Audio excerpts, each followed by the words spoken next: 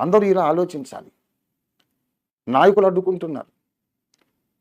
విశ్వాసులు కలిసిపోవడానికి సిద్ధమే, నాయకులే అడ్డుగోడలు కడుతున్నారు.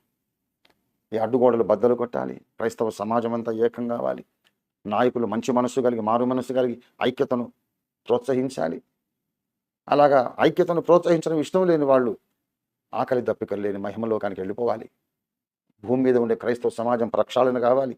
అందరూ ఏకమై దేవుణ్ణి ఆశ్రయించి, ఈ లోకపు మనుషులు, ఈ లోకపు ప్రజలు, సువార్త విరోధుల దగ్గర ఉండే రథాలు, గుర్రాలు, వాళ్ళ మంది మార్బలం కంటే మనం ఆశ్రయించిన పరిశుద్ధాత్మ దేవుడు బలవంతుడని ఈ లోకమే సాక్ష్యం ఇవ్వాలి. లోకం అర్థం చేసుకోవాలి. క్రైస్తవులు ఆశ్రయించింది ఒకటి గాలి కాదు, ఒక ఊహ కాదు, పంచభూతములకు ఆధారమైనటువంటి పరమాత్మను ఆశ్రయించారని మన శత్రువులందరూ సాక్ష్యం చెప్పాలి. అంతటి బలమైన కార్యాలు చేయడానికి దేవుడు దిగిరావాలని మనం ప్రార్థన చేద్దాం ప్రియులారా. ఇంతటితో నేను సందేశం ముగించుకుంటున్నాను.